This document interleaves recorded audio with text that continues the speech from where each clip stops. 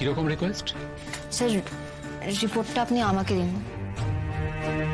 যেটা বলছেন বাড়ির লোককে দেবেন সেটা আমাকে দিন, আমি নিয়ে যাব।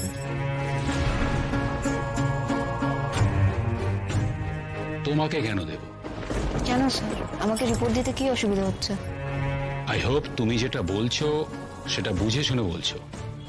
হ্যাঁ স্যার, আমি বুঝে সুঝেই বলছি, রিপোর্টটা আপনি প্লিজ আমাকে দিন, আমি যা করার করব।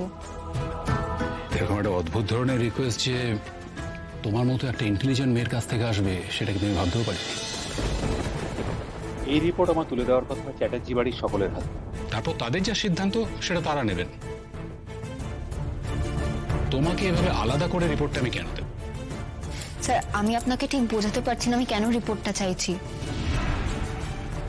স্যার এই রিপোর্টটাই সব শেষ করে দেবে।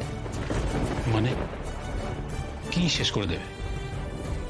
মানে এটার জন্য একটা সংসার শেষ হয়ে যাবে স্যার, একটা পরিবার নষ্ট করে দেবে এই রিপোর্টটা, একটা মেয়ের জীবন নষ্ট করে দেবে। রাজবন্তী, পুলিশের কাছে হেয়ালি, খুলে বল তুমি ঠিক কি ভাবছো, কিভাবে সব শেষ হবে? স্যার আপনি যেই কারণে বলছিলেন যে এই ক্ষেত্রে বাড়ির লোক পুলিশ কেস তুলে নেয় পরিবারের সম্মানের কথা ভেবে, আমি তাই জন্যই আপনাকে বলছি রিপোর্টটা আমাকে দিতে। ও বাড়ির কারোর কাছে বনলতা দিদির নামটা নেওয়ার দরকার নেই। ও কোনো কারণে একটা বড় ভুল করে ফেলেছে, আমি জানিও এখন পস্তাচ্ছে, তাই আমার দিকে আঙুল তুলছে। তা তোমাকে যে অন্যায়ভাবে ইচ্ছে করে চোর অপবাদ দিচ্ছে তুমি তাকে আড়াল করতে কেন চাইছো?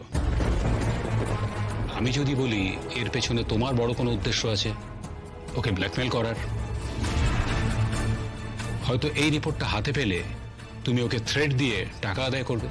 না না স্যার, আমি কাউকে রিপোর্টটা দেখাবো না। তোমাকেও যদি ওরা শুধায় যে রিপোর্টে কি এসেছে তাহলে তুমিও বলো যে বাইরের কারোর আঙুলের ছাপ আছে আর তোমরা এখন ওকে খুঁজছো।